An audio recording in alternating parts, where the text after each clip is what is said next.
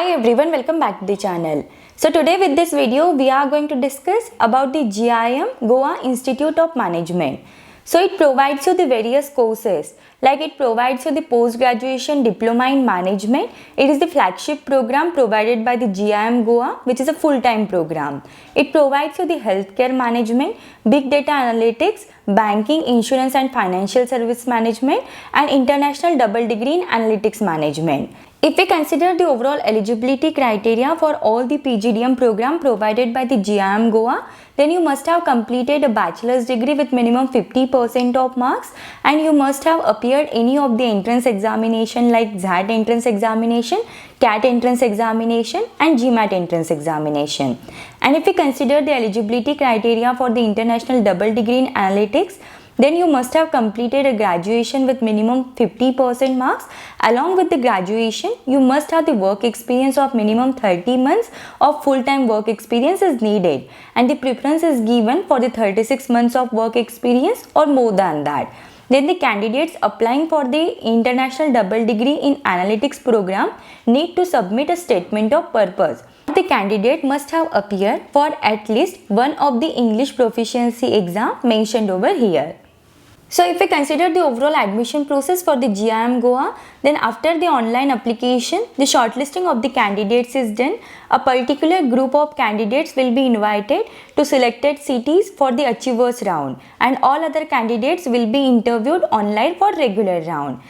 And then on the basis of the performance in the various parameters, the finally selected list of candidates is done. So if we consider the overall final selection criteria, in that 40% weightage is given to your entrance examination score, 15% weightage is given to your past academic records, 10% weightage is given to the work experience if you have any, then 30% weightage is given to the face-to-face evaluation, and 5% weightage is given to the profile assessment index or diversity. Now if we consider the overall academic fees for the PGDM program, which is the flagship program provided by the Goa Institute of Management, then it is nearly up to 19,40,000 rupees. Then if we consider it for the healthcare management, then for the batch of 2024-2026, the fees is nearly up to 19,40,000 rupees.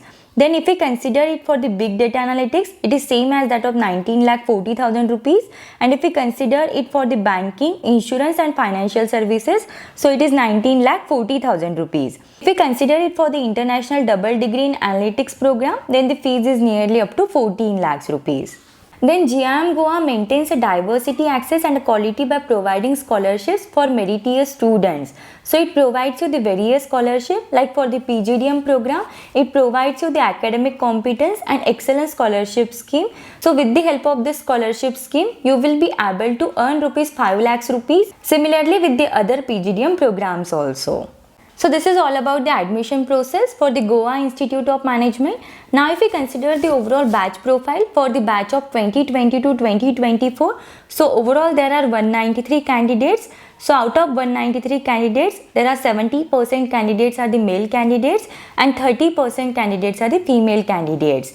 Then if we consider the academic background of the candidates, then there are 46% candidates are from the engineering academic background, 29% candidates have the academic background as in commerce, 15% candidates have the academic background from the management sector, 7% candidates have the academic background as in science, and 3% candidates have the academic backgrounds as in arts and law. Then if we consider it in terms of the work experience, then there are 52% candidates are the freshers, 13% candidates have the work experience in between 0 to 12 months, 16% candidates have the work experience in between 12 to 24 months, 11% candidates have the work experience in between 24 to 36 months, 6% candidates have the work experience in between 36 to 48 months, and 2% candidates have the work experience of more than 48 months. If we consider the professional background of the work experience of the candidates, then 21% candidates have the work experience from the manufacturing, 22% candidates have the work experience from IT and ITIES, then 5% candidates have the work experience from BIFS, 11% candidates have the professional background from the consulting, 2% candidates have the professional background from the FMCG and FMCD, and 38% candidates have the professional background other than all of these sectors. So this was the batch profile for 2022-2024. Now if we consider the overall batch profile for the year of 2021-2023, so there are overall 242 candidates. So out of that, 25% candidates are the female candidates and 75% candidates are the male candidates. Then if we consider the academic background of the candidates, then 54% candidates are from the engineering academic background, 17% candidates have the academic background as in commerce, 12% candidates have the academic background from the management sector, 9% candidates are with the academic background as an arts and law, and 8% candidates have the academic background from the science. Then if we consider it in terms of the work experience, then there are 40% candidates are the freshers, 7% candidates have the work experience in between 0 to 12 months, 23% candidates have the work experience in 12 to 24 months, then 20% candidates have the work experience in between 24 to 36 months, 7% candidates have the work experience in between 36 to 48 months, and 3% candidates are over there with the work experience of more than 48 months. Then if we consider the overall professional background of the candidates, then 17% candidates are from the engineering and manufacturing as a professional background, 14% candidates have the IT and ITIS as a professional background, 6% candidates are from the BIFS, 3% candidates are from the consulting, 2% candidates are from the FMCG and FMCD, and 58% candidates have the professional background other than all of these sectors. Now coming to the overall placements for this college, so the highest CTC offered is nearly up to 55 lakhs per annum.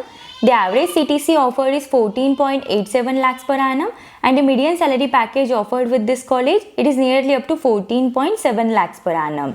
Then if we consider there are top 20% candidates are with the average salary package of 24.6 lakhs per annum, top 50% candidates are with the average salary package of 20.6 lakhs per annum, and top 100% candidates are over there with the average salary package of 18.2 lakhs per annum.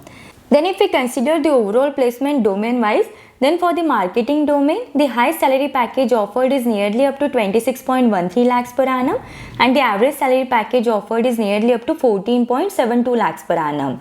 So if we consider the top recruiters for the marketing, then those are ITC, Aditya Birla Capital, ACT, Asian Paints, Reliance, Jio, Tata Capital, and there are so many companies are over there.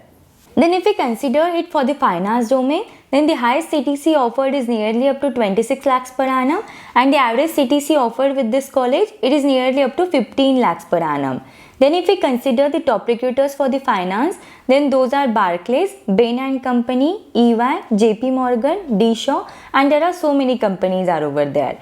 Then if we consider it for the human resource management, then the highest CTC offered with this domain, it is nearly up to 20.8 lakhs per annum, and the average CTC offered with this domain, it is nearly up to 13.63 lakhs per annum.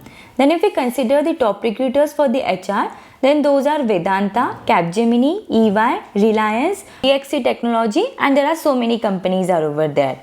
Then if we consider it for the ITES and operations, then the highest salary package offered with this domain, it is nearly up to 55 lakhs per annum, and the average CTC offered with this domain, it is nearly up to 15.82 lakhs per annum.